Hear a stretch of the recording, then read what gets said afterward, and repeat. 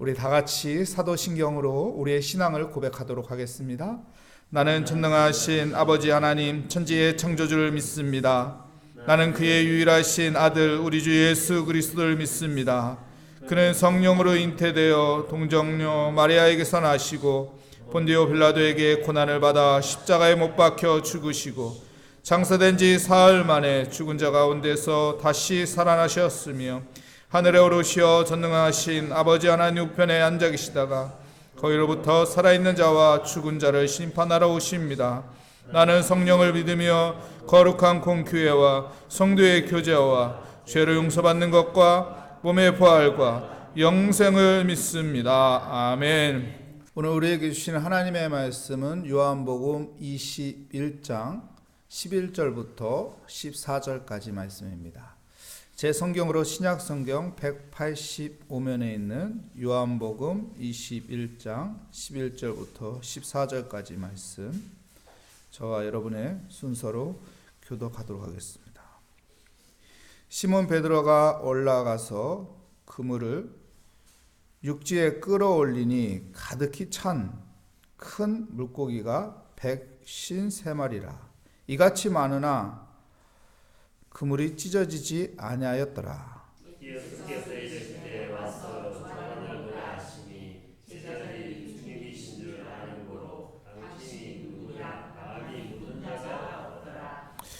예수께서 가셔서 떡을 가져다가 그들에게 주시고 생선도 그와 같이 하시니라. 이것은 예수께서 죽은 자 가운데서 살아나신 후에 세 번째로 제자들에게 나타나신 것이다. 아멘.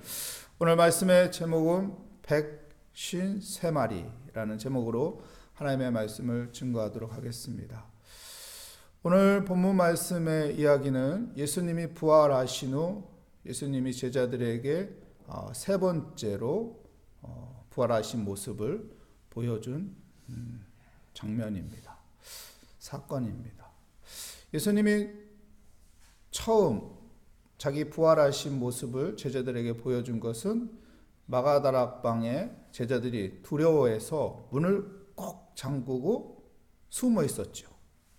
그때 예수님이 그 두려움 속에 있는 제자들에게 부활하신 모습을 보여주면서 두려워하지 말라. 그리고 그들에게 평안을 선포합니다.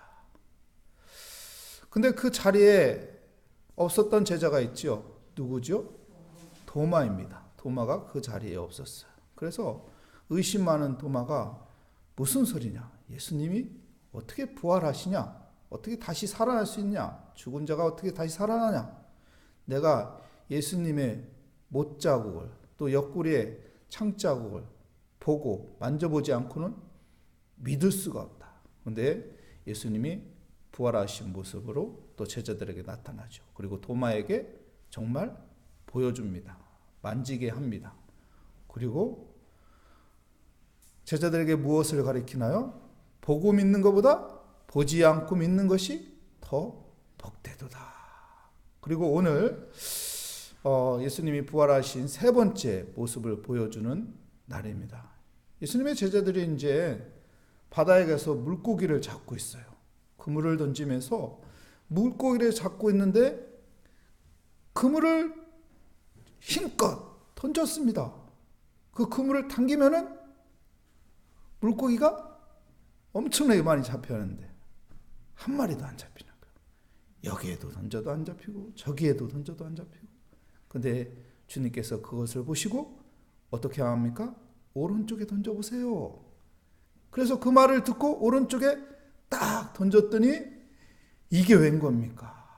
우리가 그렇게 애쓰고 노력하고 그렇게 수고하고 이리저리 뛰어도 그물에 한 마리도 안 잡혔는데, 야, 그분이 오른쪽에 던지라고 해서 오른쪽에 던졌더니 그물이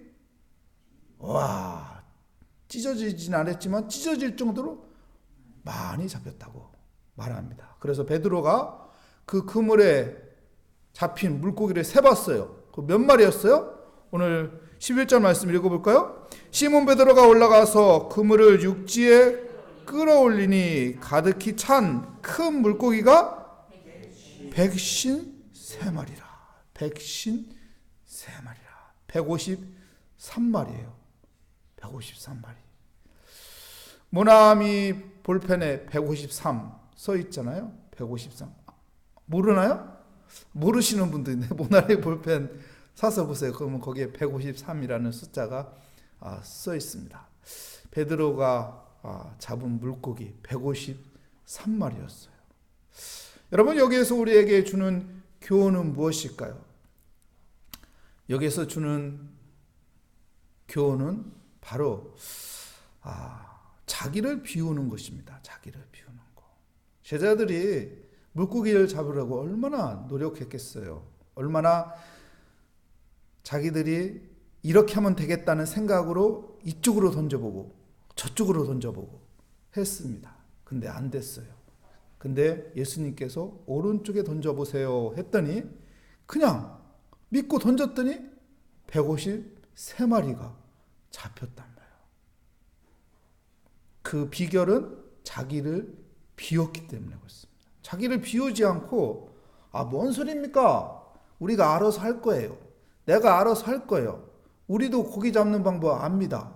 우리도 그물 던지는 방법 압니다. 당신이 알면 얼마나 알겠어요. 우린 전문가입니다. 이렇게 말할 수도 있다고. 근데 그들은 자기를 비웠어요.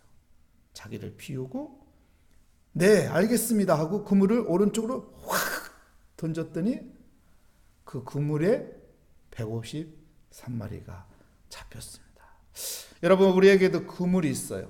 사람마다 자기가 가지고 있는 그물이 있어요. 그리고 이 그물에 내가 원하는 그 물고기를 가득 잡기를 원합니다. 그래서 나 나름대로 그물을 던집니다. 이쪽에도 던지고 저쪽에도 던지고 나 나름대로의 방법으로, 나 나름대로의 생각으로, 나 나름대로의 수고로, 노력으로 그물을 던집니다. 근데 안 되는 경우도 많아요. 근데 그물에 안 채워지는 것도 많아요. 이때 우리는 어떻게 해야 할까요? 믿음의 사람들은 주님의 음성에 귀를 기울여야 돼요. 주님의 음성에 귀를 기울여서 주님께서 뭐라고 말씀하시는지, 그 말씀에 내가 내 마음을 피우고 그 말씀에 내가 따르면은 그렇게 해도 안 된 그 그물에 하나님께서 153마리라는 물고기를 잡을 수 있는 그 은혜를 주실 것을 믿습니다. 오늘도 기도의 자리에 나왔어요. 나 나름대로의 그물을 가지고 나왔어요. 하나님, 내가 이거 그물 던지는데 안 됩니다. 내가 그물을 이쪽으로 던져도 안 되고 저쪽으로 던져도 안 됩니다. 주님의 음성이 듣고 싶어서 기도합니다. 주님께 귀를 기울이고 기도하며 주님의 음성에 따라, 주님의 말씀에 따라 내가 순종하며 살아가는, 그래서 내 그물에 153마리가 채워지는 은혜가 함께 하시기를 축복합니다. 두 번째 우리에게 주는 교훈이 있습니다. 12절 말씀이에요. 우리 함께 읽어볼까요? 예수께서 이르시되 와서 조반을 먹어라 하시니 제자들이 주님이신 줄 아는 고로 당신이 누구냐 감히 묻는 자가 없더라. 예수님께서요, 예수님의 제자들이 얼마나 지쳤어요. 물고기를 잡는 것이 쉬운 일이 아니잖아요. 우리도 노동이라는 일을 해보면 알겠지만 이 노동이라는 것이 쉬운 건 아니에요. 노동하면은 어떤 일이 일어나죠? 허기 져요. 배고파요. 그래서 노동 일을 많이 하는 사람은 새끼만으로 안 되기 때문에 중간에 새참을 먹어요. 간식을 먹어주면서 일을 합니다. 그래서 노동이라는 사람들은 일 열심히 하는데 주인이 이 간식을 중간에 안 주면은 그 주인을 뒤에서 씹지요. 너무 냉정한 사람. 아유, 좀 빵 좀 사다 주지. 우유 좀 사다 주지. 허기진데. 근데 그 순간에 딱 사다 주면은 그 주인을 칭찬하죠. 저 주인 정말 좋다. 저 빵 하나 때문에 욕을 먹을 수도 있고 칭찬을 얻을 수도 있는 것입니다. 이만큼 제자들도 얼마나 피곤하겠어요. 얼마나 힘들겠어요. 얼마나 갈증이 많이 나고 배고프겠어요. 그때 예수님은 어떡합니까? 생선을 굽고 떡을 구워서 이리 와라, 먹어라, 이렇게 말씀하고 있습니다. 배고픔을 달래주는 것이죠. 여기서 우리에게 또 깨닫는 교훈이 있습니다. 사람에겐 또한 배고픔이라는 것이 있어요. 육신의 배고픔도 있지만 영적인 배고픔도 있고 정신적인 배고픔도 있어요. 이게 배고픔이라는 것은 또한 다양하게 우리 나름대로의 배고픔이 있습니다. 어떤 물질의 배고픔이 있는 사람도 있을 수 있고, 어떤 출세에 대한 배고픔이 있을 수도 있고, 아니면 자녀에 대한 문제 해결에 대한 배고픔이 있을 수도 있고, 아니면 내 개인적인 건강에 대한 배고픔이 있을 수도 있고, 어떤 관계에 대한 배고픔이 있을 수도 있고, 일에 대한 잘 되기 위한 배고픔이 있을 수도 있습니다. 이 배고픔에 대한 여러분 갈망함이 있어야 돼요. 옛날에는 밥 3끼만 먹는 것이 소원이다, 이런 말이 있었다는데 저는 모르겠어요. 옛날 사람이 아니라 옛날 못 살았을 때, 우리나라 못 살았을 때 밥 3끼만 먹기를, 한 끼 먹기도 힘들었던 그런 어려운 때가 있었다고 하잖아요. 보릿고개가 있었다고 하잖아요. 근데 지금은 이 배고픔이 많이 사라졌어요. 옛날에 못 먹고 살 때를 얘기하면은 요즘 아이들은 뭐라고 말합니까? 라면 끓여 먹지 왜 그렇게 배고프게 있었어요? 이해를 못하는 거예요. 이해를 못하는 거예요. 어린이들한테 야, 시장이 반찬이다. 알아요. 시장 가면 반찬 많은 거 알아요. 의미를 몰라요. 이 배고픔은 이 시장하다는 걸, 배고파 본 일이 그리 많지 않는 이 시대에 살고 있습니다. 여러분, 우리에게 배고픔이 있어야 돼요. 배고픔이 있는 자가 하나님을 찾게 돼요. 배고픔이 있는 자가 하나님 앞에 기도하게 돼요. 배고픔이 있는 자가 하나님 앞에 엎드리게 돼 있는 것입니다. 여러분, 한나가 무엇이 배고파서 하나님 앞에 기도했습니까? 아이를 얻고 싶은. 아이를 없으니까 그 당시에는 여자가 아이를 못 낳으면 사람 취급 못 받는 거예요. 그러니까 너무 인생이 억울하고 너무 눈물이 많은 거예요. 그래서 하나님 앞에, 하나님, 나 이거 너무 배고픕니다. 아이를 얻게 해주세요. 하나님께서 그에게 아이를 줍니다. 훌륭한 아이를 낳게끔 해주죠. 여러분, 우리가 잘 아는 히스기야 왕, 그에게 어떤 배고픔이 있었나요? 너 이제 죽는다. 너 이제 죽는다. 살고 싶은 배고픔이 있는 거예요. 그래서 어떡합니까? 얼굴을 벽에 대고 하나님 앞에 눈물을 흘리면서 기도해요. 하나님, 나 여기서 죽을 수 없습니다. 이렇게 죽을 수 없습니다. 하나님, 내가 하나님 앞에서 선한 일 기억나죠? 그거 생각하시고 저 좀 긍휼히 여겨주세요. 저에게 은혜 좀 베풀어 주세요. 그랬더니 하나님이 그의 배고픔을 채워줍니다.